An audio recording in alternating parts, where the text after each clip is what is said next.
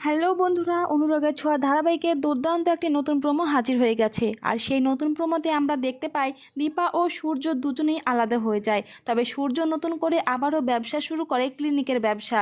আর সেই ব্যবসায় সূর্যর সঙ্গে থাকে উর্মি ও জয়, এবং অন্যদিকে দীপা চলে যায় দিল্লিতে। তবে দীপাকে আমরা একটা অন্য নতুন রূপে দেখতে পাই, একজন বড় বিজনেসম্যানের রূপে। আর এইদিকে সূর্য ও দীপার আবারও নতুনভাবে দেখা হয়ে যায়, কারণ দিল্লির একটা কনফারেন্সে সূর্য, উর্মি ও জয় যায়। আর সেখানেই দীপার সঙ্গে সূর্য দেখা হয়ে যায়। আর অপরদিকে সূর্য জয়কে বলতে থাকে, আমাদের যে করেই হোক না কেন এই ডিলটা পেতেই হবে। তবে অন্যদিকে রূপা বলে যে এই ডিলটা যাতে কোনোভাবে সেনগুপ্ত ফ্যামিলি না পায়। আর এইদিকে কনফারেন্স রুমে যখন সূর্য, উর্মি ও জয় থাকে, ঠিক সেই সময় দীপা সূর্যর রুমের দরজা খুলে ঢুকে পড়ে। তবে দীপা সূর্যকে এত বছর পর দেখে মনে মনে ভাবতে থাকে যে ডাক্তারবাবু, আমাদের এত বছর পর আবারও দেখা হলো, নতুন রূপে নতুনভাবে। ঠিক সেই মুহূর্তে সূর্য দীপাকে দেখে অবাক হয়ে যায়। সূর্য দীপাকে নতুন রূপে দেখেই কিন্তু চমকে যায়।